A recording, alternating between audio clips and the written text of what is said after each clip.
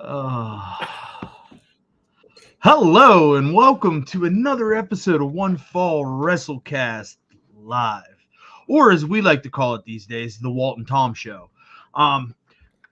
Listen, not a whole lot going on this week, but we did find some things that we would like to discuss with all of you. So we're going to just go ahead and do that. So we're going to talk about the possibility of WWE finally replacing the WWE Tag Team Championship belts, the physical belts. We're going to jump into that for a little bit. And then, hey, man, Sting looking like he's going to call it a career. War Games on the horizon. What's that going to look like? Or is it going to look like anything at all? We'll find some other stuff to talk about too, I'm sure. So let's just go ahead and jump right on into this.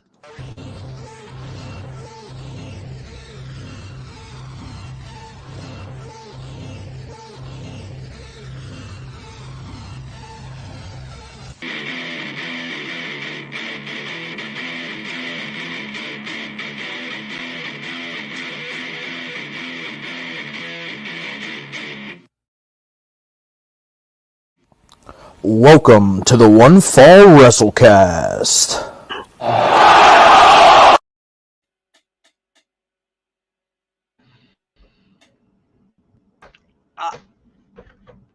My internet felt a little shaky there during the intro. I had to unplug mine and just let it go. The other day, I checked and I should have gigabit internet, right? And I checked and it was not. And I'm like, what's going on here? And I went down and I unplugged it and plugged it back in, and magically it got fast again. Why does that work? I don't know. No, right? It's like you just gotta every once in a while you just gotta hit the old reset on the machine and just for whatever reason that seems to be the fix all for everything. Oh, your phone's not working? Just reset it. Just reset it. It'll be fine. And then it works. Or it's one of those things that shouldn't work, like blowing into the Nintendo cartridge. They even tell you not to do that, but why does it work every time? Yeah, they tell you it's so bad for the cartridge, and it's like, I've been doing this shit for years, bro. My games still work. I mean, I sold them all, but they worked when I sold them. They tested them and they took them. I blew into them shits every time I played them. And it's like everybody's crawling into bed, so I know that the internet's not being overused up here. Evie's watching The Simpsons. I think Damien's playing. Spider-Man 2 came out. Damien's way ahead of me. And I'm like, every time he comes, every time I pop actually here.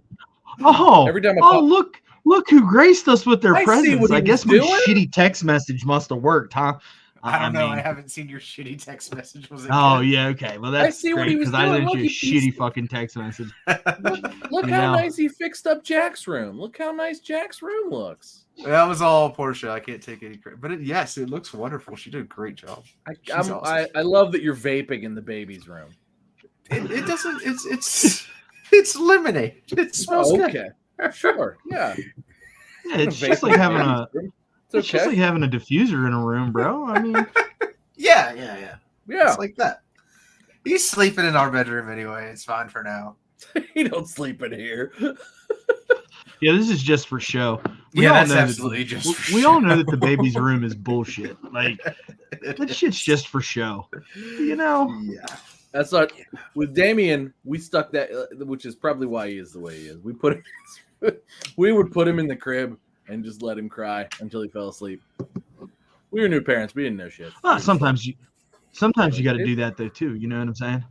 They say you're supposed to let him cry, and then I'd go get him at 3 a.m. and just leave him in the bed. I didn't sleep. I remember all of that vividly because I was awake. Anyway. Fortunately, he does sleep all night. It's just not here. How'd you luck into that? Or is it that you just sleep through the night and you don't know that he doesn't sleep through the night? I only know about it on Sundays. Sundays is my designated day. I have a 1 on 6 off schedule.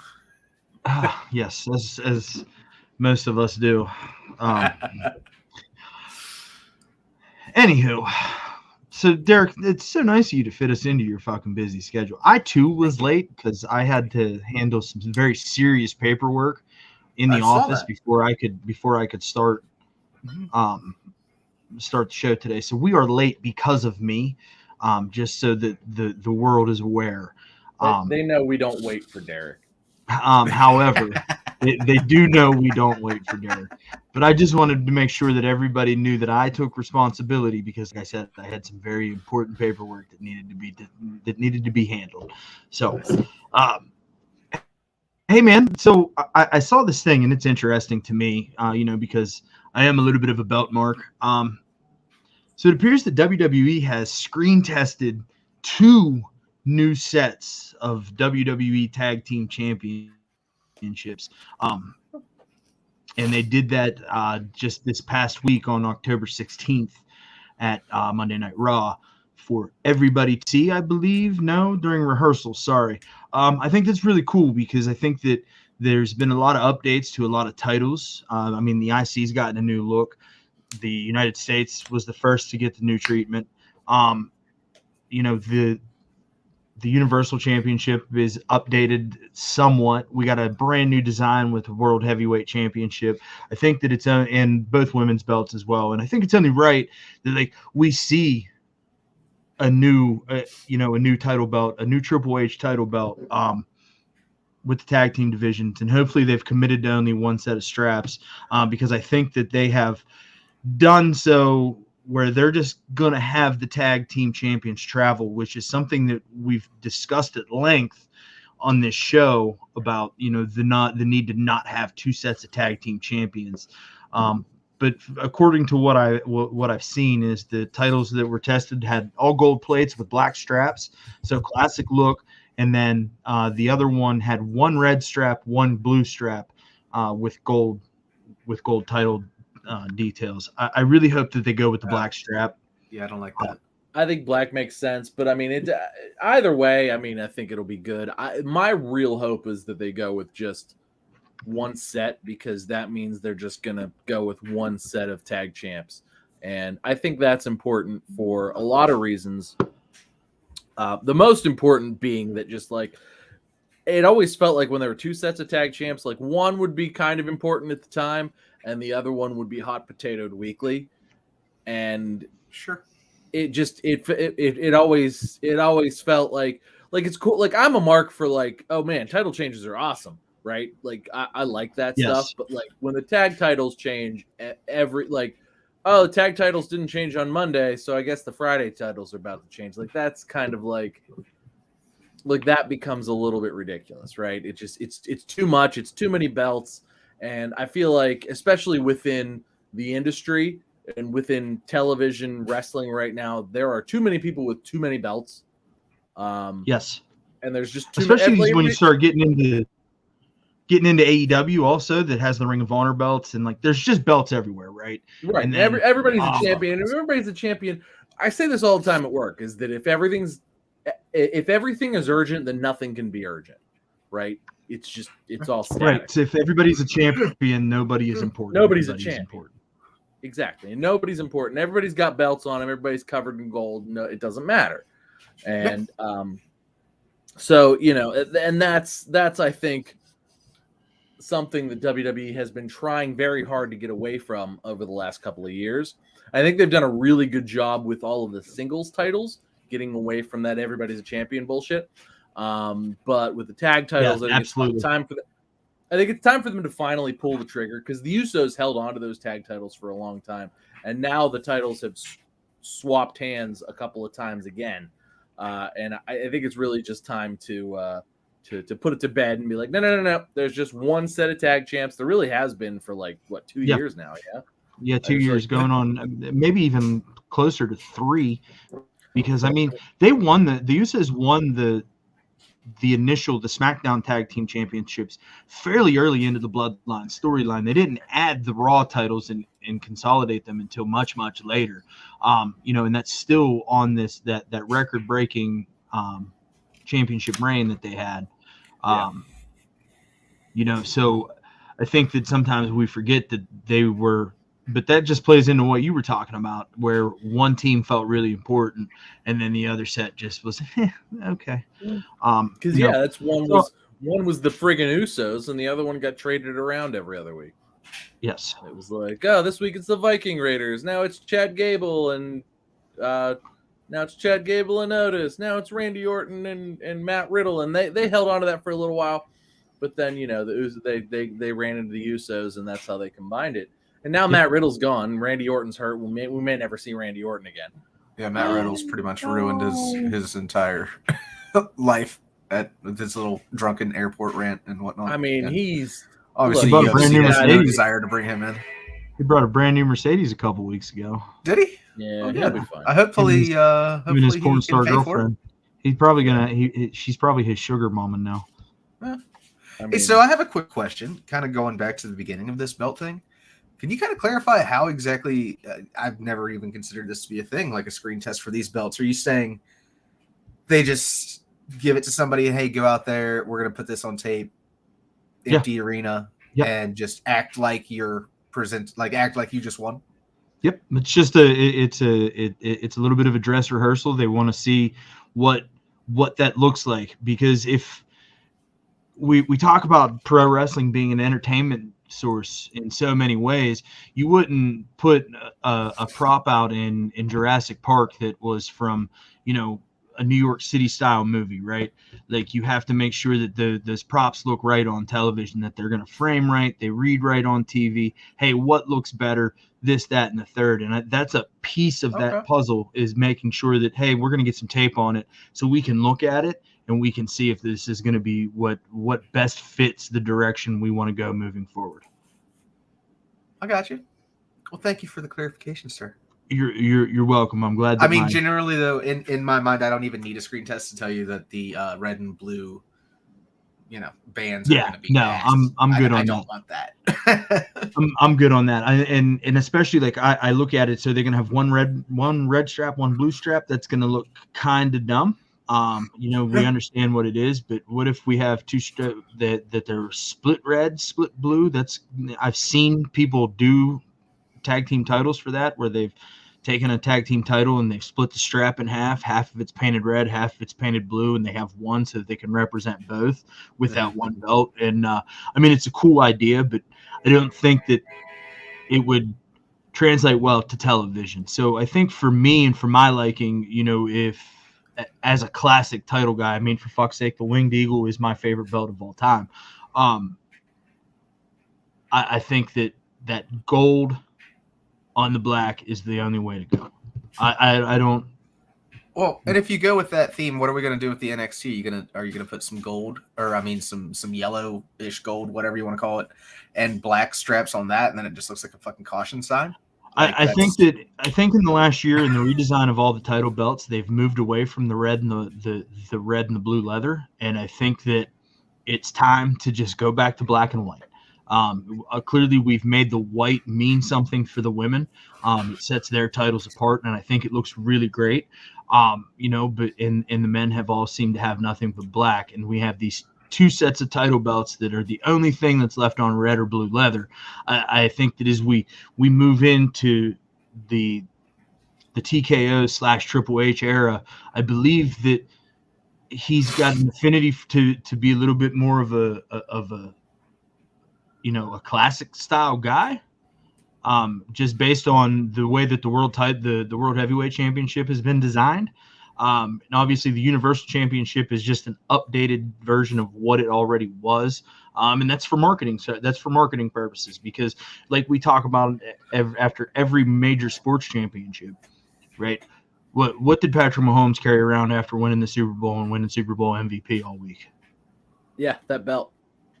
So saw it in every Instagram post that he did. Every show he was on, he had it around his waist. It was like, because he was excited to have it. As he should, right? Like, he just won the Super Bowl, and sure, they gave him a ring, but they didn't let him keep the Lombardi trophy. But WWE was like, here you go, bud. And he was like, can I wear this? We have this ready right now. He was like, can I wear this? And they were like, buddy, you should just wear it for like the next month straight. And he did. And anywhere he went, it went. It was there. It was on his waist. You literally can't buy that type of action. No, you can't pay for that. What they paid? What? Let's say they spent. Let's say they spent $3,000 on it. Let's say, or 10, I was gonna say 2. Let's say there's a real diamonds in there, and they spent $10,000 on it. They got more than $10,000 in advertising on that. Oh, easily, bro. They got 100. They got 100,000 just on at the post game press conference. Yeah. And he sat there. He couldn't be happier. Well, every day happier to have that title over his shoulder. He couldn't have been happy to have that title over his shoulder. That was he would still be carrying that around if it wasn't like, well, it's a new season. He'd still be there. He'd put it over his shoulder. He'd carry it into the locker room during games, put it in the locker, get dressed, put it back over his shoulder after the game, and walk out of the stadium. if it wouldn't have been taboo, right? Right. So, but yeah, man. I mean, I think that it absolutely makes sense to update these titles, and I hope that they don't drop the ball, because it's going to be something we're going to talk about when they do eventually make their debut. And I mean, clearly they see a chance to make that happen, whether it be with the Judgment Day or, I don't know who else could possibly be able to usher in new tag titles at this point, because they are the ones right now. So I don't know. I just thought it was a pretty cool little note. Hey, Derek. Hey. It's a good talking point, by the way. Yeah. Impact Wrestling is getting ready to go through a little rebrand. Did you hear about this? It is, yeah. It's coming back. Yeah, it's going back to TNA as of like January 15th or 25th or something I saw. Total nonstop action. Yeah, it doesn't even make like sense. That. They've always been the worst, at anagrams. They really have been. TNA never made sense. Well, it absolutely made sense. It was a goddamn double entendre. TNA, you know what I mean? Like they were trying to get you. Yeah, but they're like the modern day UWF. But it's never like it was a little bit risque for like 30 seconds. Yeah, I was gonna say 15 minutes. So it was not like it didn't pick up and go. So they dropped that shit immediately and hired Kurt Angle. Yeah. I mean, am I wrong? Like in my memory, that's exactly what happened. Yeah. Yeah. Like they hired a few of the ECW women, but they were like 15 years older, and it was like, well, this doesn't work. Hey, Kurt Angle is about to. And they got Kurt Angle and AJ Styles and Samoa Joe, and they were like, oh, let's just do that instead. AJ Styles. AJ Styles, they just got lucky with. I mean, they really did. But there's been like no boobies on TNA since then. No, that's fair. But here's the thing, and I think that this goes really without saying. Like, anytime we've talked about Impact Wrestling, one of us has inevitably said TNA. So I think that there's actually a lot of that exists in the wrestling fan world, where it's like, oh yeah, TNA. Over there he signed with TNA, or no, that's a TNA championship, whatever, right? Like I think that's kind of become a thing.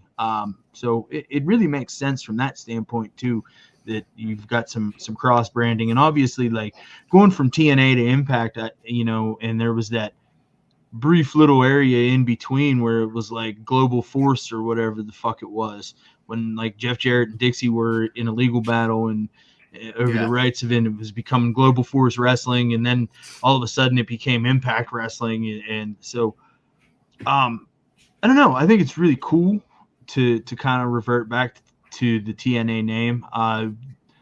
Little interesting, coming on the heels of the NWA getting a pretty big television deal. Maybe there's something to that. Maybe they'll join forces again, like they did way back when, right? I don't know. I think it's a good move for them as a company, and hope it works out for them, man. Really do. Yeah, I mean, they're I'm always sure a they'll solid get, number like, 3, bud. they'll get a nice little ratings pop out of it, I figure, at least for the first, couple shows after they swap over, because they'll want to put on some big matches, some heavy advertisement, I'm sure.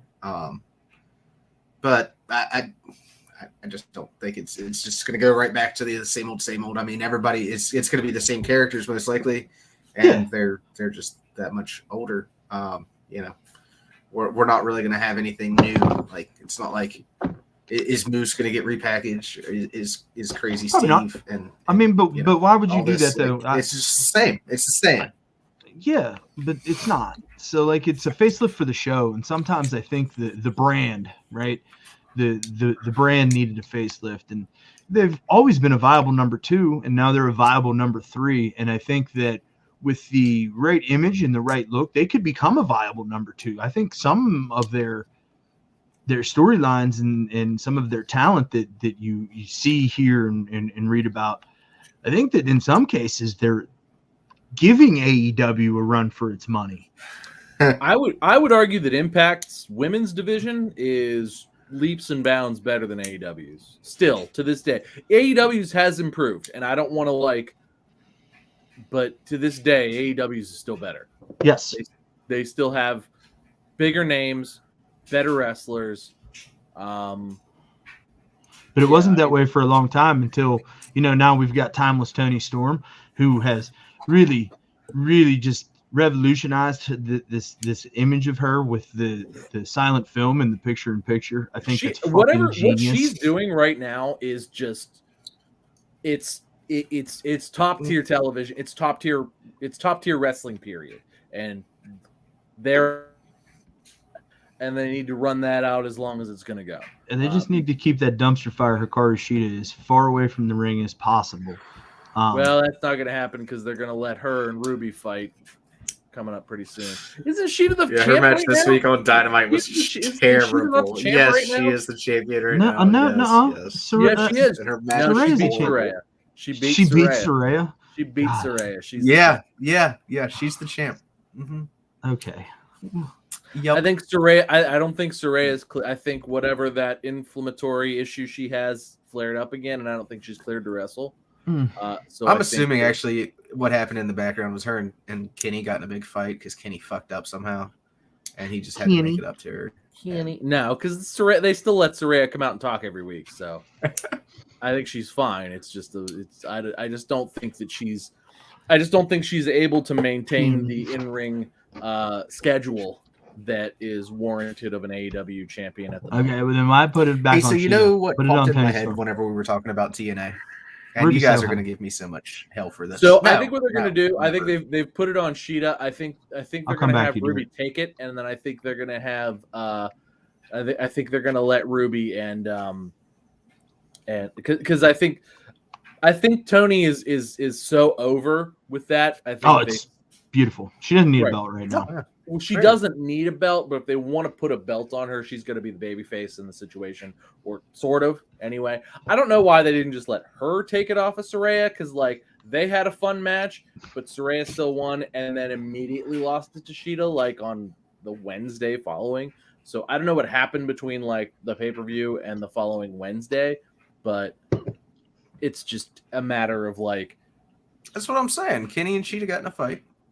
There was some relationship issues. He had to make it up to her. Instead of buying flowers, he gives her a championship. Kenny. Who is this Derek guy, by the way, who keeps shitting on AEW? Who is this guy? Well, I want to buddy. circle. We'll circle back to that because I want to talk about AEW's product as a whole. But Derek, you had something that a point you wanted to make about TNA. Well, this was actually going to come across as another shot at AEW, so I don't know if you want to just wait until. Well, no, we can roll off of it. Up. Just go ahead and give it. We'll roll off of it. Well, so while we were talking about the TNA, and we were talking about the talent and all that, and who they had, blah blah blah. So really, at the time before we had AEW, TNA, at least in my mind, and I'm sure many others, I'm sure you guys maybe even, it was kind of like a place where the older wrestlers of WWE went to, finish out their careers because they were cast aside by Vincent. And it's kind of, I had a little epiphany while we were talking that AEW is kind of becoming the same thing. I mean, we've got Edge, we've got CM Punk, we've got Christian. Excuse me. I'm just gonna interrupt you. Sorry, Adam. Adam. We don't have Edge. We have Adam Copeland. Yes. Okay, who is currently shitting all over his legacy, just as some Edge superfan said was going to happen. Somebody should not give him creative freedom because it is not good whenever he tries to freestyle on the mic. Stop. It's almost way too much. It's almost like Walt's got this clairvoyance that he can see into the future, and he can say these things, and then they come to fruition. Does anybody else feel fruition? Listen, pal, at the end of the day, Tom and I talked about this last week, Derek, when you decided to not join us again. But we did talk about Adam Copeland's current run in AEW at this point in time. And I'm quoted as saying that it is less than. It's the same presentation. There's been no reinvention. We've taken Edge from the WWE and we've signed a contract in AEW to play the same character at the place you just came from, which was really a big deal to those people. And you brought that same presentation to this new company. Even this. And literally the same. And it's like it's a one-of-one copy, except it's not one-of-one because everything is less than. The pyrotechnics are less than. The hype, the pop at his entrance is less than. His excitement level upon entrance seems to be less than. His ability in the ring on the microphone appears to be less than. Is that a him thing or is that a them thing? Oh, it's a him. I would say it's a him thing. They're just letting him do whatever he wants. Like, yeah, it seems like he totally has freedom. I agree with Tom on that. Like, it's a him thing. I mean, he just walked out to him like a quarter of the audience. Like, he walked out, to 100,000 people or whatever at WrestleMania, and now they paraded him out there to 16,000 people, and those people were like, it was just less of a. It was like, 100,000 people is a roar that you just can't recreate with. And then he walks out to 1,000 people, and they're like, "Hey, sparklers!" Like, hey. And he's like, "It's like,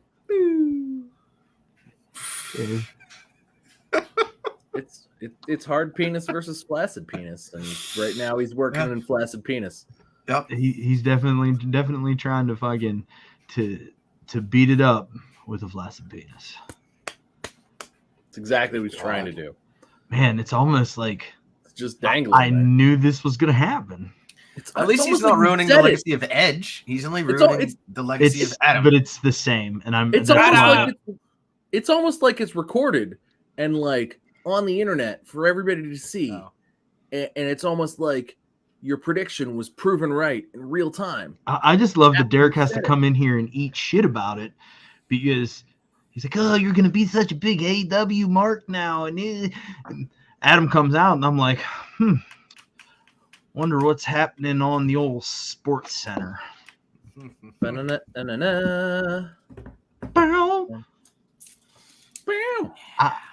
I mean, Bub, it's that's why I couldn't show up last week. But I feel like I knew I would just be ridiculed. And Tom, much to his credit, last week usually Tom's the Debbie Downer, right, Derek? Like, he's always fucking doom and gloom, and it's like, is he? No, that's always me, 1,000%. I was gonna say, nobody's ever described me that way. But so Tom and his power of positivity. It's a new day. Yes, it is. He says, "Hey, man, it'll get better. It'll get better." I hope so. I think I said I hope it gets better. Okay, well, maybe it will. I'm or at least I said maybe it'll get. I'm trying to cope here, pal. All right. Maybe they'll put him with Danhausen. You're trying to cope. Cope blend. Adam Cope blend. Maybe that's why they went with Cope. Adam Cope blend. It's from the land of coping. Why is he rated R? There's been nothing rated R. That was what I said. That was my whole fucking argument last week, Derek. He brought the rated R gimmick over, and like he could be rated R here. He could let some of that, but he's coming over talking about being the rated R superstar, and he's still fucking daddy to 2 little girls at home. He's so happy to be here. Thanks everybody for letting. He's fucking Fred. Is he not Fred Rogers? Like, am I wrong in his? It's a beautiful day in the neighborhood. A beautiful day in the neighborhood. Would you be mine? Like Ed used to be this dangerous, unhinged human. I mean, and by all accounts, a pretty fucking terrible human being. Right? No, like it literally, like in real life, bad person. Yeah, not good. And like he portrayed bad person so well on television. Now, I mean, Ed was a bad person. Like totally there was a point in time in his life where he was a bad person. Huh? There was a point in time in his life where he was a bad person. Right, but like he was so very good at portraying a bad person. You know, maybe television bled into reality a little bit. Yeah, a lot. Yeah, but now he's over here, bud. Now he's over here fucking running for president at AEW, fucking kissing babies and shaking hands. It's like, bro, no. You don't need to do that here. No, he needs to be kissing hands and shaking babies is what he needs to be doing. Yeah, 1,000%. 1,000%. Well, hopefully one day he just comes out Derek, here. that's for sure. Jesus. Don't shake your baby, Derek. Let Ed shake the baby. Yes. Remember when the Miz threw a baby? It wasn't a real baby. I got one joke. Remember when the Miz threw a baby? You got me. You got me. But so Derek, but that's the whole thing that's become about AEW, right? It just feels less than, and it's starting to feel less than. It's wearing me down. I think it's wearing everybody down. You can look at the numbers. We haven't hit over 1 million since probably the debut of CM Punk at this point in the ratings. It's a slow burn of death. Like I told you guys in the chat today, like, I don't know, man. For whatever reason, I've just been having a hard time getting through AEW shows. It's not interesting. It's not fun. It feels less than. Like, you can tell the production is just not like the WWE production is just a well-oiled, perfect machine that will never be matched. I don't Is think it just me, or does nobody feel excited to be there? Like, does nobody look excited to be there anymore? Yeah. God, like, you remember? I'm going to be interested to see what this live crowd is like for Collision. For like all 15 of us? For the family outing. It'll be like us and then like 10 other people. Guys, we're rolling deep. We are rolling deep. I'm excited for the family outing. We got like 11 people going. We're rolling deep here. We might pick up an extra 1 or 2. Maybe it'll be like 12 or 13. Let's do it. But we'll have a whole room. I'll be interested to see how this all plays out, right? When we're there live, because I get the same feeling, Tom, that nobody feels like they're excited to be there anymore. And you know, that was one of the things we always talked about. Tom's even quoted as saying they need to learn how to show how much fun this is on TV, because it was so much fun. Right, it's a better in-arena show than it is a television show. Really good live show. Like the WWE in-arena show is kind of terrible. Yeah, like if we're being honest, because it's a television show. Yeah, you're just a live crowd for a television show. You most of the time, like if you're not really in tune to wrestling, you really don't know what's going on. Like storyline wise, like in WWE, if you're a live show, you really don't know much unless somebody cuts a promo or something. But most of the time, that's not the case. Most of the time in WWE, they rely on the commentators to tell you what's going on within the story. And video packages. What? And video packages. Video packages, you see most of them, but not all of them. It drives me nuts that they only show you ones that they deem to be important. But like, you know, there was that time we were there and fucking Brock Lesnar was in the ring during like the big commercial break. I think it was Brock Lesnar was in the ring correct. during the big commercial break. And like, you know that they're playing all this odds and ends, and at the time he had been involved in like 3 or 4 different angles going on. Yeah. You know, like fucking with the bloodline. Well, we were going on the lead up to WrestleMania. Yeah. Like, we were there to the lead up to that. It was February when we were there. Yeah, it was Yeah, February. we were a month and a half out of WrestleMania. It was No, we were actually, weren't we? We might have been the go home for WrestleMania. We were the go home. yeah, because we thought that was. You're right. That was 2021, and we were like, Stone Cold might be there. We gotta go, and he wasn't there. And but still, Brock Lesnar was there. Yeah, which was awesome. But you know, like you miss out on some of the, because that's the hard sell to go to WrestleMania, you know, for their Monday night audience, and you're missing that, and then you kind of get, oh, Roman Reigns, I'm beat your ass, right? You know, and that's the kind of the promo, because it's been so heavily produced at home. And like AEW being there live, everything happens in front of you. Like they do a good job to entertain the in crowd, with, you know, the backstage interviews and the video wall, the video packages and shit. They didn't put it, and maybe that's just the venue. They didn't put it on the big screen in the middle. And WWE does that. They put it on that middle screen above the ring. I don't think the Pete's did that. They got an updated scoreboard this year in the Pete. Well, hopefully, so maybe now it'll be better this year. Nice. Because the Pete was like a old LED board. Yeah. Like now it's the, you know, the new video board, because they got a whole new scoreboard in there. But yeah, like the AEW being in the arena for an AEW show used to be a lot of fun, and now you see it on TV, and it's not, that doesn't come through the screen like it used to.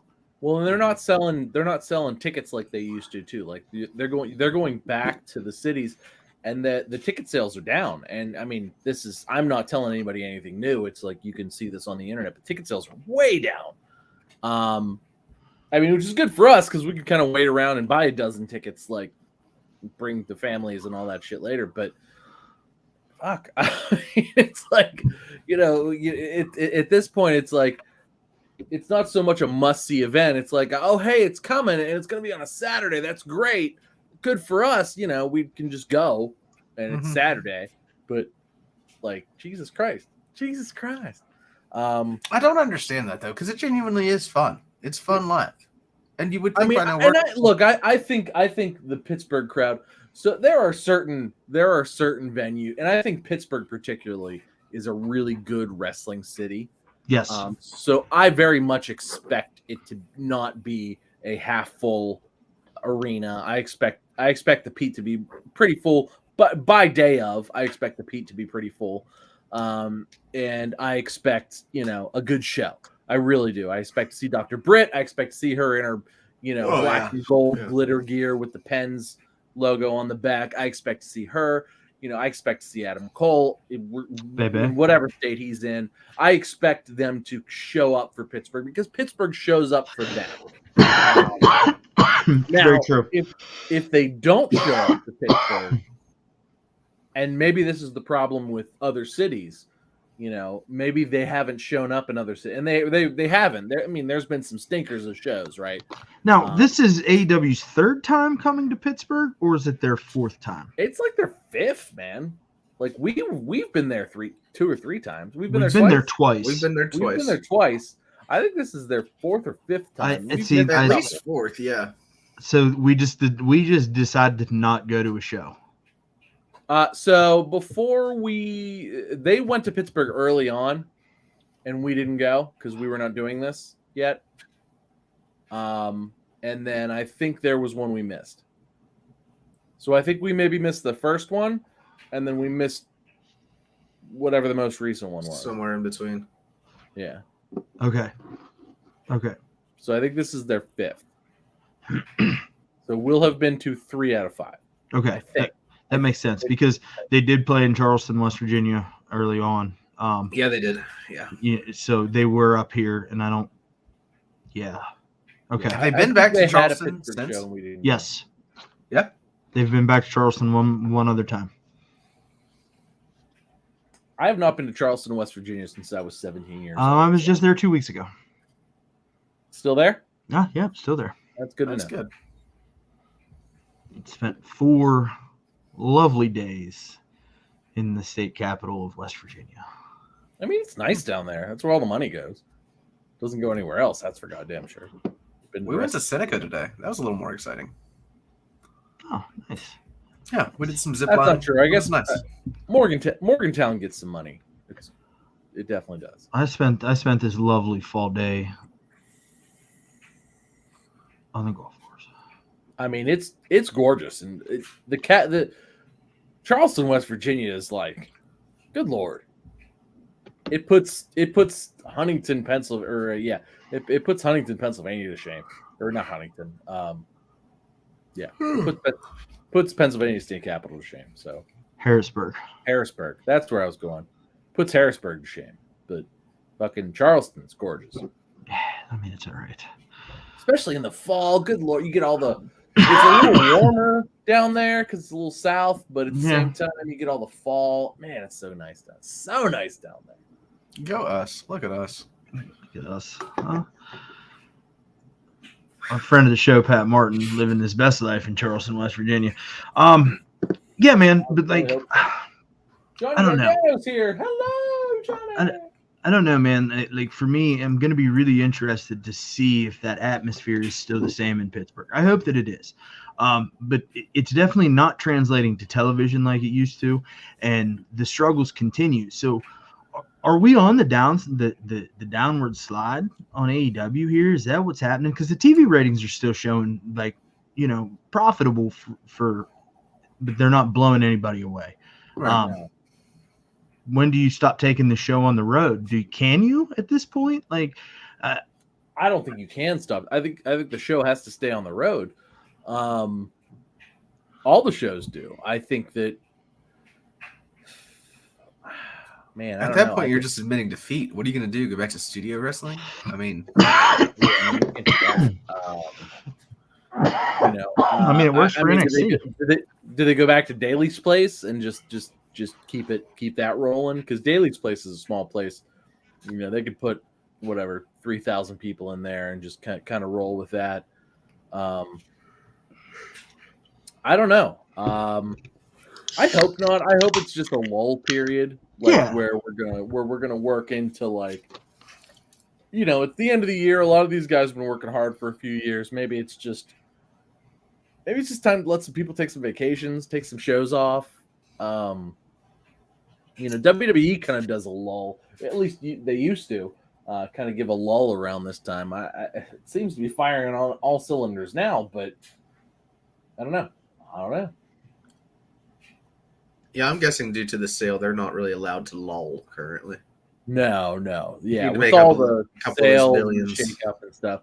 No, and too, don't forget that Ari Emanuel just handed the reins over to Triple H, like unencumbered.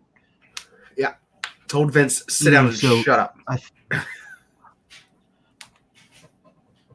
Yeah, it's it shows. I mean, there was a little bit. I think there was a little bit of Vince influence for a little while, but I mean, now it's like, I'm basically watching. I'm watching Raw. Raw has become sort of like that black and gold NXT, but like elevated at this point.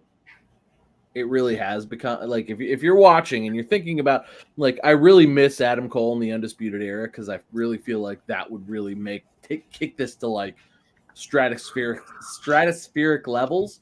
But I mean, right now I'm watching Giovanni Vinci versus Johnny Gargano, because they're going to let Vinci job for Johnny, because they got to get Johnny back on the back in the winning ways.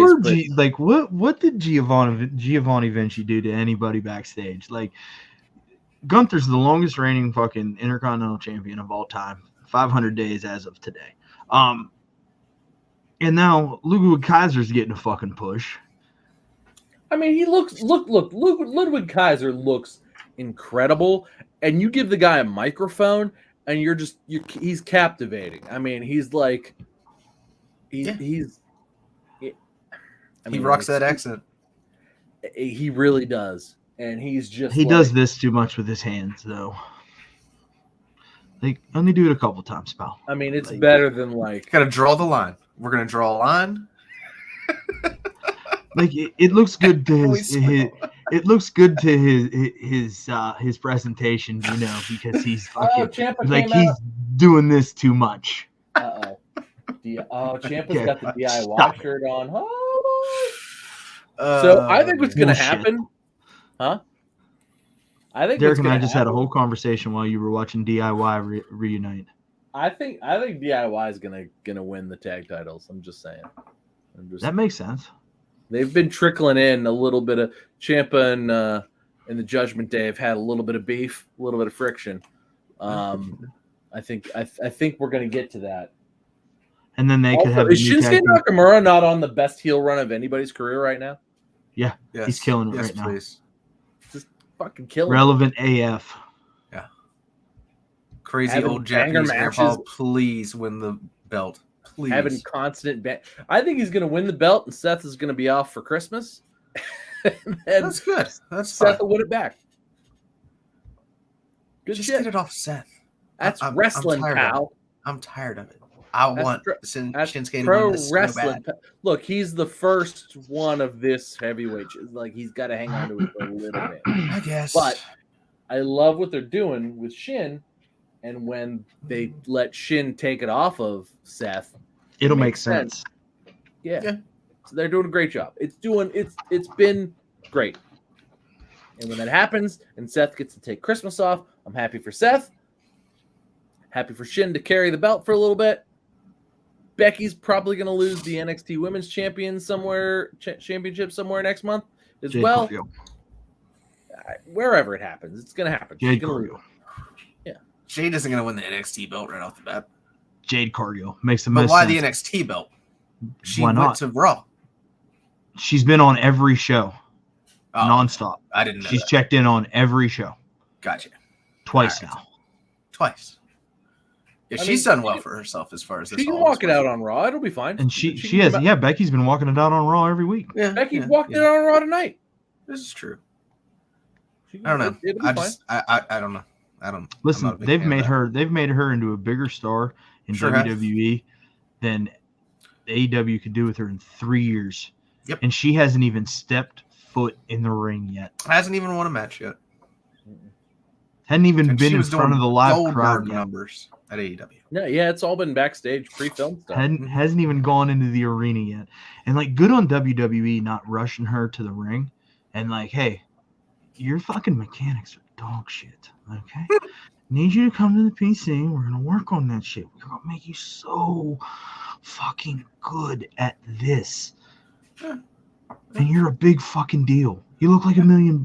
Everybody's excited we signed you, but you fucking suck so Here. bad. Hang out with Shawn Michaels for a month or two. Huh. Let's see what we can do.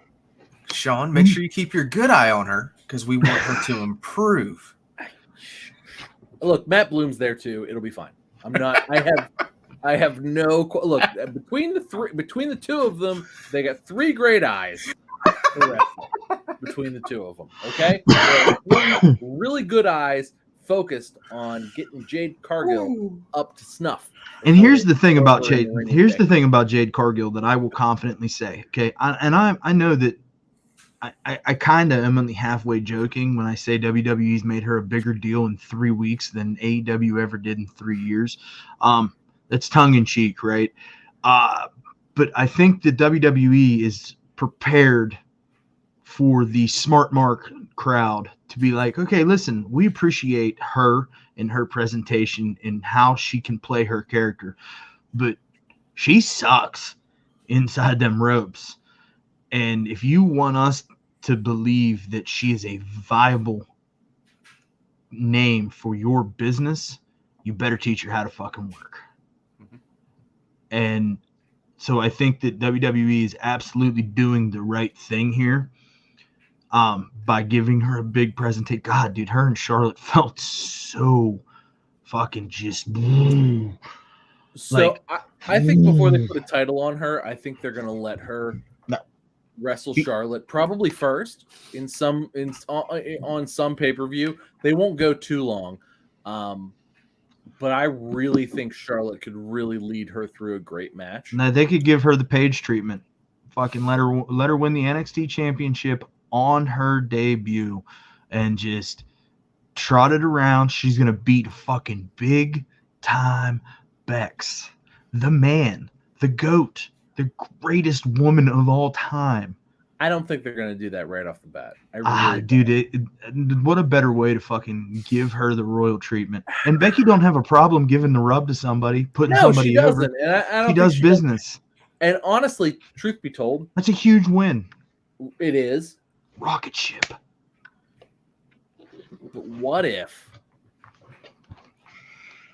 they have her wrestle Charlotte first and she beats Charlotte? That's a big deal too. That's a huge deal. Yeah. And then they could put her in with Bex and like Charlotte. Now, see, she wouldn't be able to go. She wouldn't be able to go back to Bex if she beat Charlotte. It's just that's a big moment. All right. No, I feel you. And listen, and it's not that Becky's not a big moment, but like Becky's the developmental brand champion right now. You can't go have a fucking banger with Charlotte, go over on Charlotte, and then go back to the NXT Championship. Hey, listen, they're both great scenarios. I'm in for it. We don't usually do fantasy booking on this show, but it was fun to get down the rabbit hole a little bit. Logan Paul's here. He's going to fight Rey Mysterio. Dude, how great is that for fucking WWE? I mean, I really hope that they let him win the United States title. I do too. I feel like he could beat Ray, and that would be believable. Oh, I mean, yeah, absolutely. Because Logan Paul's a big guy. Yeah, he's fast. But then have Santos Escobar beat Logan Paul. Yeah, for sure. Because Logan's not sticking around. No, he's gonna come. He'll do a couple weeks, and he'll take that belt on fucking world tour. Yeah, that'll be great. Give him whatever 2 months. It would be the equivalent to Patrick Mahomes carrying the WWE the replica belt. Exactly. You do that for a month and a half, and then you let Santos Escobar beat him in December. No, let him beat him at the Royal Rumble. Let him have it through the end of the year. Oh, sure, yeah. Beat him at the Royal Rumble. Good idea. What brilliant. Yeah, that keeps both of them out of the Rumble. Yeah, it's perfect, actually. Or they do that. That's the first match of the night. It kicks off the show. Yep. See, here we are fantasy looking like a bunch of marks. Because Logan Paul's only got one win in WWE, and it's his tag match with The Miz. Yeah. Yeah, I don't. Maybe that's not right. But I mean, he's been in some high-profile matches that he's clearly not going to win. But I don't know. I don't know if that's right or not. But I think it's a big deal. Derek, what are you doing, bro? I'm distracted. I'm watching how all of my picks are going up in flames right now. It's fine. I'm losing money as you guys fantasy book. Well, quit also though betting on shitty idiots. I was thinking, since we're going to do some fantasy booking, so obviously, we initially thought that Roman's going to drop the belt to Cody, blah, blah, blah. Now Cody's gone away, and then eventually he's going to come back. Now LA Knight's in the picture. Obviously, he's going to have a match. Do you drop it to LA Knight, or do you just send him to the back of the line again? No. Nope, he's getting fed to Roman. We talked about this last week also. 100%. Yeah. Yeah, that sucks. He's getting fed to Roman for sure. Yeah. It does suck, but I think this is the cynicism behind fucking being a wrestling fan, right? We've all been like, oh, LA Knight deserves a shot. He deserves a shot. He deserves a shot. And now he's getting a shot. And we're like, fuck, man, this isn't Why good. does it have to be Roman? Yeah. If it was anybody else, I feel like it would happen. It had to be Roman, though, right? Yeah.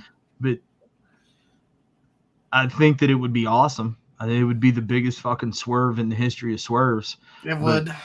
They've got a lot of equity into Roman and Cody for WrestleMania 40. It's just a lot of equity at this point. Like, we all know Cody's gonna come in and win this. Like, and so if he didn't, it doesn't matter. It doesn't matter if it's Cody or if Cody gets hurt and they strap. It's gonna be it's not going to happen at not WrestleMania. It's not going to happen at WrestleMania. Yeah. It's not happening not. anywhere but WrestleMania. It's only happening at WrestleMania. Yep. Yeah. Only. There's so much equity in Cody and Roman at this point, and they're starting to rekindle that. The seeds are being rekindled while Cody's still involved with the Judgment Day. But is the Judgment Day involved with the Bloodline? What's going on with Seth talking to Rhea? What's going on with Rhea talking to Drew McIntyre? I think the Judgment Day has become something that we never thought it was going to be, right? Rhea's like the little puppet master all of a sudden. Under Rhea and Finn, it's really been like, it's been unbelievable. Unbelievable. Like, it's been so good. It hasn't been as long, but it's been almost to the level of the Bloodline, at least for, like, you can, there's ebbs and flows, obviously, but, like, there's been paths have crossed, right? Like, we've been a little bit. So, yeah. No, but Bloodline, like, tremendous, just tremendous. Yeah. Clicking on all cylinders right now. Hey, so something happened on Wednesday night that I'd like to discuss, and then I have one more piece of business, and then we'll hit match of the week. So we're on our way home here. We're on the back nine, if you will, baby. So Sting has laid out his plans for his future, and that includes him retiring at the Full Gear in 2024. So about 6 months. Okay. Sting retiring, getting to do it his way, I think is a huge fucking deal. And I'm real happy for him. I don't know that I'm ready for him to go, though. So I think Sting's run in AEW has been really one of the great AEW stories. Bro, like, you remember? Listen, before you get on your thing, when he came in, man, we shit all over this. Okay, well, I'm glad he proved us wrong. You're a bunch of shitters. We shit all over Sting coming fucking. I'm glad he proved us wrong. I am too. There's no reason it should have been this good. Like, let's put this into perspective here. There's no reason it should have been as good as it was. But, like, he showed up. It was kind of lackluster. There was not snow. There was kind of snow. They've since fixed that production flaw. Glacier was almost there, but exactly. It was a little bit stupid. And they were like, no. He's Darby's mentor. And it was like, okay, I'm interested, right? And that's where I'm interested. But then we rolled with that a little bit, and it was like, why is this good? This is good. And it was like, there were times where that was all that was good. We watched him jump off of a balcony. We really did. What the fuck is he doing? He's like 62 years old. What's going on? Yeah, at that point, I was like, he needs to stop hanging out with Darby because he's talking to him and some wild shit. Right? These boys got to cut this shit out.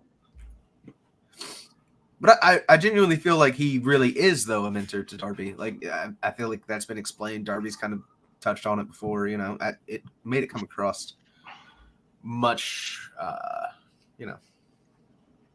much heavier, much better in the presentation. They clearly gave Sting clearly knows what he's doing, and they gave him carte blanche to make sure people knew that, like, oh, Sting was going to make this work, and he did. So, go Sting. Go Sting. Listen, I don't think that there's any, and I'm sure that when the time comes, we'll have this conversation a little bit more in depth, but I don't want it to feel like we're just glossing over Sting and his accomplishments in his career either.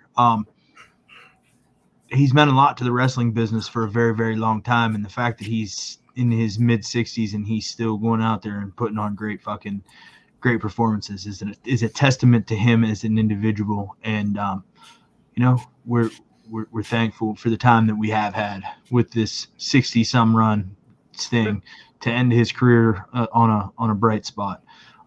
So He will be missed. That's for certain.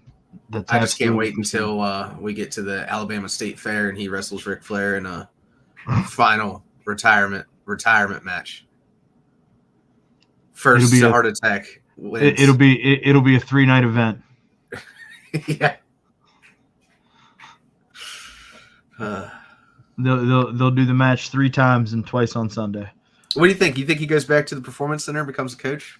No, He stays with AEW, or just he's out. I think he'll probably just be out. Yeah.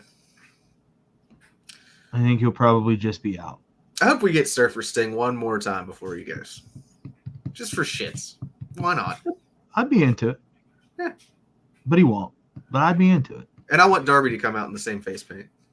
Well, Darby now has a giant skeleton hand tattoo. Oh, yeah, that's going to be a problem. Darby has a terrible tattoo now that looks shitty. That is terrible. Yeah. It looks terrible. Well, I'm sure that it's very hard to do such a large-scale, detailed piece on somebody's fucking face, bro. Yeah, no, absolutely. I'm just saying it looks terrible, and it was a bad idea. Yeah, I think it's almost terrible as far as bad it's choice. Not that right? the artwork. Not the artwork itself is fine. Yeah. It doesn't matter because he's going to be a corpse on the side of a mountain by middle of next year. That's right. I forgot about that. Yeah. He's gonna. Has he climbed a mountain before? No, he's climbing Everest. Oh, he's gonna die. There's lots of corpses on Everest, and he's gonna try to do it in vans, probably. Like probably dead. Like we'll have Tony Schiavone waiting at the top of Everest to interview him. Poor Tony. That might happen. Actually, I'm not. I don't think that's not a possibility. He'll get up there. It's Sting. And then there's Sting Snow and Sting and Darby. Yeah, all three of them will die. Yeah. We'll have a really big memorial show that following Wednesday. God. I hope that doesn't happen, but there's a possibility of all of that happening. Goodness gracious! Even if it's 1%, Darby's 100% dying. He might die. There's an entirely possibility that there will be casualties as well. April, oh gosh, could you grab my hiking boots, please? Oh, please do that. I need to give Darby an STF on top of Mount Everest. So, taking us home tonight, Will Ospreay's in the news, gentlemen. And I think that Will Ospreay this year has proven to be a commodity in the professional wrestling business. Derek and I talked about Will for years before this was a thing. I'm really excited to see where free agency goes. So we know that his New Japan contract is set to expire at the end of the year. Next year, sorry. And he's having conversations, allegedly already dropping hints that he's going to TNA. But he was asked today on what that looks like or if WWE is on the table. And he did, in fact, say, WWE, it's on the table. That's all I can really say. That means that I'm open to all options going forward. There's more that he said. That was just kind of the meat and potatoes of the quote. And he said, as age has become more apparent to me and my body is hurting more and more, I'm open to all avenues. I've had a lot of talks with my friends about this, and I have spoke to the missus. Although we've spent so much money on our new kitchen, we are open to the idea of relocating to the United States. So clearly he's thought about it. He's into it. And he says, we've spoke about it more. I'm now open to the idea of stretching myself out that little bit more, meaning I imagine the road schedule. I think this is really interesting because the style of match too. Let's put this into perspective. How long is his career in Japan versus his career in America? Twice? Is he twice as long in America? Yes. Let's say hypothetically he can only perform in Japan at the level he performs for the next 3 years. In America, is it 6, 10 years even? Pretty easily. I think it's easily 10. Yeah. That's what I'm saying. And I think in Japan, the potential of him breaking a femur and never actually recover, because he's at the age where if something like that happens. Yeah, he's 30 years old right now. And I mean, he's been doing this, like 12 years? Yeah. You know? Yeah, 10, 12, 15. Yeah. You know, so since he was 18. And he's always had that strong style, in Japan, right? And he's paid for it. That's a great argument that his style of wrestling. And I think as he's made appearances on AEW, he's worked a more American style, right? But it's been great. And you know what? He seems to walk out not bleeding and like limping, which is how he walks out of Japan. And I think that he's worked on his speaking voice for America as well, because I know we always used to joke about Marble Mouth. It's gotten a little bit better. I think being that's going to translate very well to the American audience also. Well, and if he signs, just only because Drew McIntyre has spoken about this as well. If he signs with WWE, they're going to give him a speaking coach. He's not going to speak like a marbly mouth Brit. They're going to have him enunciate things. They're going to have him speak. He'll still have an accent, of course, but they're going to have him enunciate. He's going to speak well. He's going to be able to get his point across without being like, "Oh, you blokes, wankers and fucking shit, blood of motherfuckers." Like it's going to be very eloquent. Like they're going to like rehearse these things with him and get him on beat, as opposed to that like wanker, that shit, that like Carl Urban shit that only Carl Urban can do, right? Like it's going to be a little better. Come on, Walt. Go ahead. Give it to me. I see you wanting to just. Come on. Here it is. I really didn't. I was really genuinely agreeing with everything you were saying. I was really just using that as fodder because, I wanted to make sure that you were on board with the idea of this happening, because I think if this would have been quote unquote fantasy booked 12 months ago, you'd have been like, fuck that. That guy can't. And like that to me speaks to what I said, that he's very much proven that he can be a commodity in today's American wrestling business. If he can speak a little bit. I mean, clearly the guy can wrestle. He won you over. He did. Okay. All right. Fine. I concede. Was won over a little bit. I love it whenever I get a W, Love it whenever I get That's a two W. today. It is California love. one against each of you.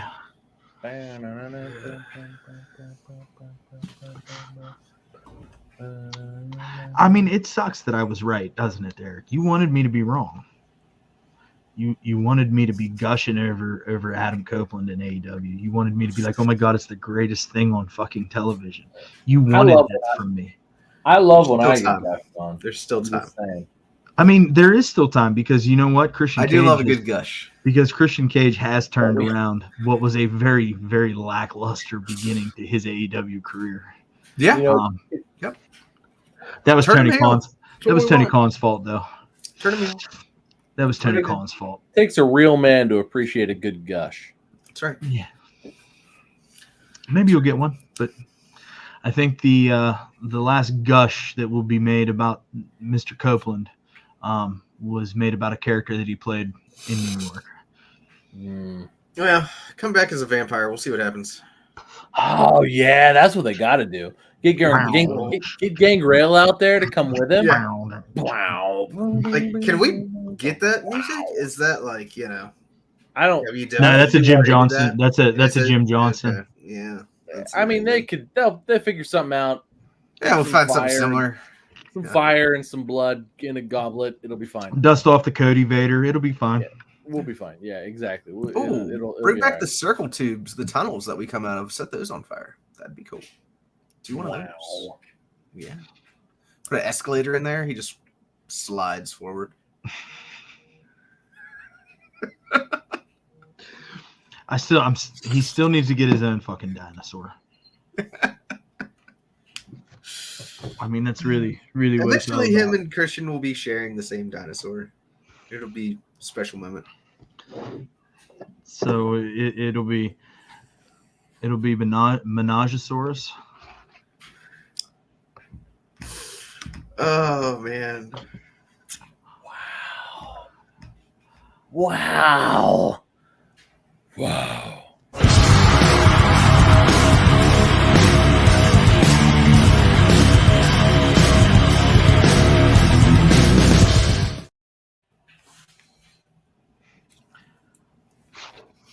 I was wondering if you heard me, pal. Because you just like we're not there. You weren't having it, and then it clicked.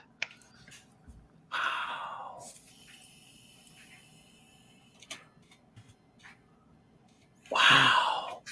So, all right, my match of the week was Santos Escobar versus Montez Ford. Yes, there was some interference. Yes, that caused Montez to win.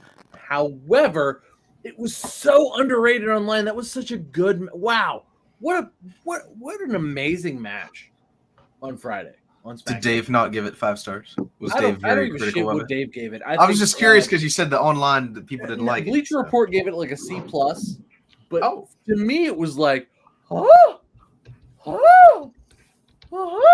And the other thing they did was they teased with Santos. They were like, "Oh, Rey Mysterio's not with Santos Escobar," sowing the seeds of discontent.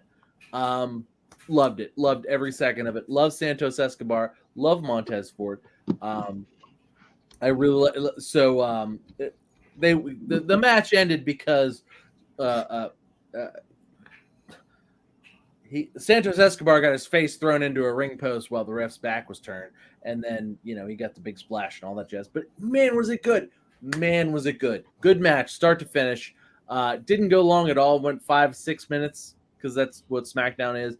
But it was like they were playing the hits, and then they just like took it home, and it made sense. It was good, and I loved it. And that's my match of the week. Yeah, it was a great match. I thoroughly enjoyed it. Montez Best match on Ford, SmackDown, that's for sure. Montez Ford absolutely projected himself as an individual star today or this weekend. He did what we all knew he was capable of doing in a quote unquote singles role because he came out with his own look. I really love heel Street Profits, and I think that we had talked about them needing a new coat of paint. And I had said about them being a heel team and got the wheels turning. And now we're getting to see it, and it's what I wanted. And the pairing with Bobby Lashley, I think it's perfect. Bobby Lashley has played this ruthlessly too. And I think that's really this might be some of Bobby Lashley's best character work in his entire WWE career. Yeah, and it's building like it's the tide is rising all of the ships, right? Like everybody is benefiting from this little trio. They're all benefiting. It's interesting every time the three of them are in a ring or like on TV. It's interesting every time, and I'm into it. And let's keep going. And I was glad Montez picked up the win. I was glad it wasn't super clean because it was a heel thing, but at the same time, everybody looked good. Good stuff. No, I did. I think it was a great match. Derek?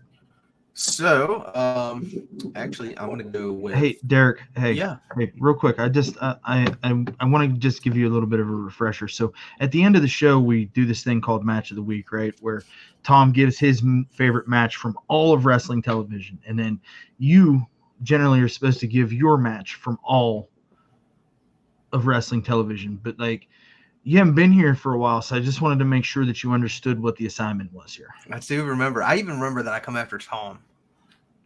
Okay, just making Pass sure. any assignment. Yeah. Just making sure. Got it. Please proceed with your match of the week. All right. So, what we have from me is going to be Andrew the Idol versus Bryan Danielson. It was the lead off on Dynamite. Andrade El Idolo. Andrew the Idol. Honestly, I just enjoyed seeing Andrade back because it's been a while, I feel like, since I've seen him in a match. And I felt like Bryan Danielson really brought the best out in him. They had a good, technical style, not like, Super Lutra or whatever, nothing crazy. It let off Collision, brother, by the way. Yeah, it was Collision. I'm sorry, Yeah, guys. I was very mixed up. Because I was real confused for a second. I was But you're wondering why good. you guys were being confused because I was like, really, that I'm talking about Andrew. Come on. Yeah. No, but yeah, I felt like they brought out, they brought out the best in each other. We got a really good match out of Andrade, and I'm happy to see him on television. I think he's a good guy. No, listen, I think that Andrade definitely needs to. He's always been a very talented in-ring performer, right? Even going back to NXT, his thing has always been that he's not been able to get his point across, verbally, right? And we've talked about on the that. English still, yeah. But he very much, his work speaks for itself these days, and I think when he gets put into a good situation to work with somebody like Bryan Danielson, I think that puts him in his best light and gives him the ability to shine as the star that he very well could and should be. So I don't disagree with you at all. I think it was a fantastic fucking piece of business. Speaking of his, issues with the whole English and versus Spanish, I would really love to see Christmas dinner between him and Ric Flair. I think that would be an interesting scenario. So, Tom learned this last week too. I don't think that things are going very well in the El Idolo Flair household these days. Yeah. It's about time. It's about run its course. It's been 2-ish years. Aren't they married though? Well, yeah, but but he's number 3 or 4. Oh, really? I think is he number 3 or number 4? I think he's number 3. Oh, okay. So yeah, once she can do this, definitely takes marriages. Then she'll be definitely good. Takes after her old man in that fucking round. Man, they're not. This might be the longest one. It's been over a year at this point. But, we don't know. Maybe it is. Maybe it's going good. I don't know. It's just so, Derek. Here's the premise of that. So the internet has obviously been speculating an awful lot, just because they were very forthcoming with their relationship early on. It was very much in the public eye, and for the better part of the last 8 months, it has just not been. So this is all just assumptions. Yes, and there's also been plenty of Instagram posts from her that she is not wearing a very, very large diamond on a certain finger. I see. So, this is entirely speculatory because nobody's come out and said one way or the other. It's just, the internet doing internet things. Yeah. Maybe it's just being resized. Maybe, yeah. Like let's be fair. The wrestlers, their weight, is clearly a thing of like, build and cut. Maybe this doesn't fit right now. So you take it off for the pictures so it's not dangling weird or like getting offset. It is what it is. It's just, I don't know. Maybe time will tell. Who knows?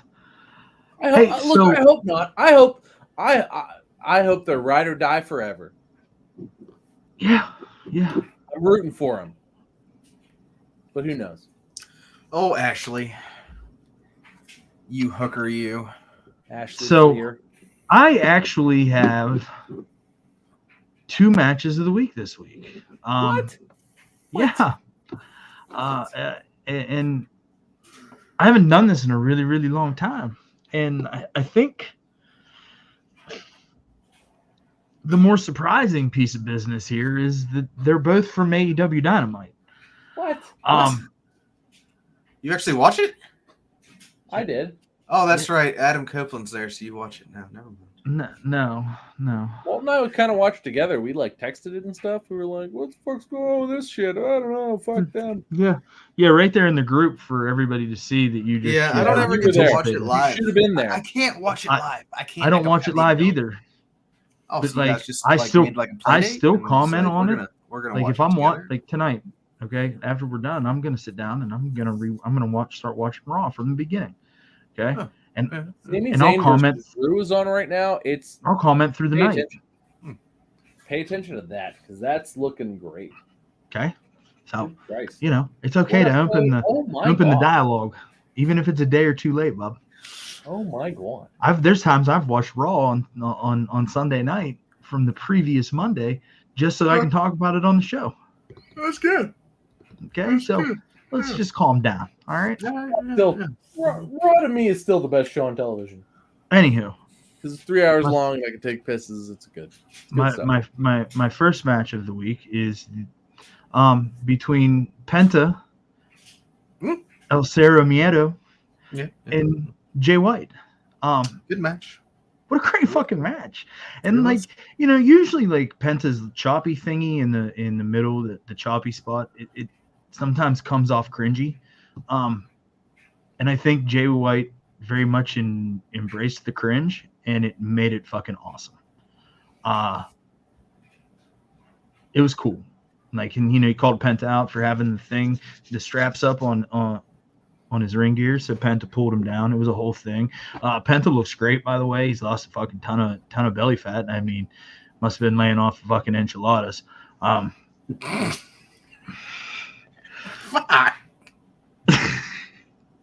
Well, I had to make sure you were paying attention, bud. Sometimes you just gotta cut them carbs, buddy. I love them too, man. I get it. I love me some enchiladas. Okay. Who don't? Who doesn't? I could go eat an enchilada right I could fucking crush like 4 enchiladas right now. Just like give me a fork and like some sauce to like extra sauce it. And just... Yeah. I'll get it all over my white hoodie. I'll love some enchiladas, pal. But like, I'm also not a professional wrestler, so there's that. Yeah. But anyways, it was a good piece of business, man, and like I really enjoyed it. It was very hard hitting. It was fun. I think the timing was like on point. Jay Switchblade fucking White looks like a fucking made man in AEW, and maybe this was the right decision for him after all, because he definitely is being presented larger than life. I mean, he's getting. But I don't feel like it's over. He's getting all the. Nah, I disagree. He's getting all the good time slots. He's in the Bang Bang Gang. He's getting. Not only is he getting himself over and Juice Robinson, he's getting the Gun Kids over. Yeah, but I feel like Juice Robinson is more over than any of them, and he's not even supposed to be the leader. Juice Robinson's in some fucking hot water right now, bub, with the whole fucking with the whole thing going on with MJF, the quarter thing. Yeah, the quarter thing. What's the quarter thing? Because MJF told us a real life story a couple of months ago about being a little Jewish boy growing up in New York, and he used to get quarters thrown at him. Yeah. And then Juice Robinson comes out with a roll of quarters, calling back to the little Jewish boy thing. That's what that was about. And then all the bombings in Israel happened at the same time, where a bunch of Jewish folks were attacked in a senseless act of violence. Yeah. The timing was just really, really piss poor. So, he's in a little bit of hot water. I didn't put all that together. I was wondering what was up with the roll of quarters. I saw the MJF segment, and I saw the quarters. I got nothing. Yeah, I get it now. There was like a New York Times piece on it or something. Oh, nice. Yeah. Good for wrestling. Yeah, very, very, very good for... Bad for Juice Robinson. And Tony Khan, because Tony Khan's under fire, too, for allowing an anti-Semitic storyline to appear on his... Really? Still. Okay. I mean, I don't think that'll stick. Even, I mean, a lot of people have said that it was in very poor taste. I mean... But through the end of the year, they should chill the fuck out. Yeah, for sure. For sure. Chill the fuck out. For sure. And then my second match of the week was Kenny Omega versus Kyle Fletcher of Aussie Open fame. Go ahead. Wow. You just made Tom fucking leave. He does not give a shit about your Spirit Fingers match. Bro, like, for whatever reason, okay, this week Dynamite was my jam. I just looked at it solely because I hadn't really watched it in a couple of weeks, and like I really didn't know what anything was. Outside of like the larger storylines, like obviously Adam Cole. Like I didn't know what anything was because I hadn't watched it in a couple of weeks. And I just really enjoyed watching the matches, and this was a good wrestling match. It was, a little spot monkey. It was very well timed. It was fast. It was hard hitting. Like these guys put on a good match, and it told a story because the whole thing was, can Kyle Fletcher hang with Kenny Omega? Can he hang with Kenny Omega? And he did. Yeah. And I think he'd look like fucking $1 million doing it. So, you know what? Tom can go take his little pee. Good for the Australian guy. Good for him. Aussie.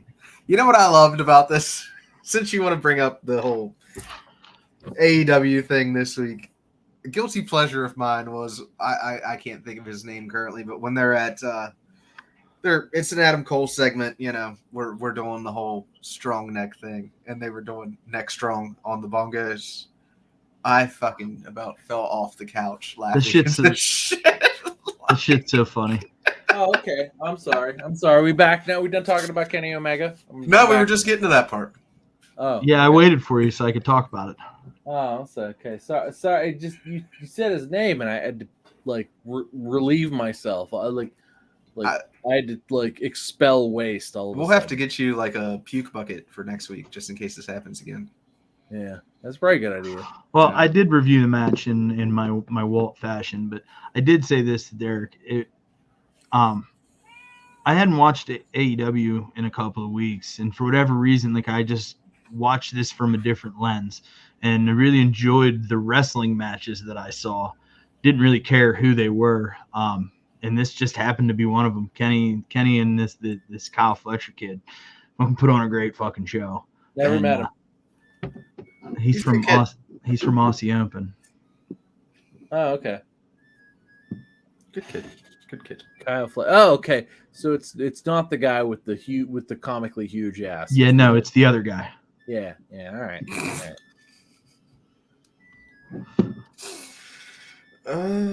Like, why you do that? This is why Kenny can't get over with the American audience. Because I make fun of fucking marks like you. Well, all right. Goddamn WWE shill, Tom. I bet you Tom wouldn't even like the Neck Strong song. It was amazing. Did you watch AEW this week, Tom? Which show? Yes. Dynamite. I think so. I like it without the crust.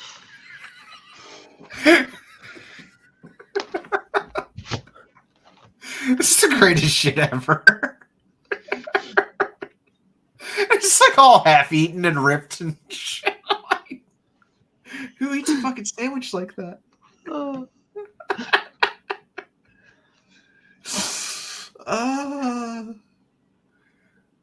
right. Take me home to the place. Well, Tom's over our shenanigans, Derek. Oh, West man. Virginia, Mountain Mama, take me home, country road. Whenever you guys get time, look at the video I just sent you on Messenger, because that's going to be Is it porn? Signing. Probably. No, it's wrestling porn. It's probably it's not goat porn, too. It's probably goat porn. Oh, Jesus Christ. It's Jim Cornette getting railed by a goat. Get out of here with this animal porn. What the fuck is wrong with you, you fucking... I mean, he does live down in the holler. Oh, speaking of that, we had some shenanigans going on here today. Yeah, we'll talk about it offline, pal. Yeah. Hey, so hey, if you're still here hanging out with us, man, we appreciate you. Hit that fucking thumbs up. Show us a little love. Hit that subscribe button. I mean, we're here every week. I mean, at least Tom and I are mostly. Buddy, you're just not here. You were here. We keep changing the day of the show to accommodate Derek, and Derek just continues to fucking get more and more sparse. Doing our best. We've made 4 show day changes in the 2.5 years that we've been a thing. Oh, okay. I got what you're saying now. It's like what? What? I get you. What? I don't miss shows except for half the time or so. Yeah, something like that. You're giving him that much credit, bud. You're a nice friend. I'm a good friend.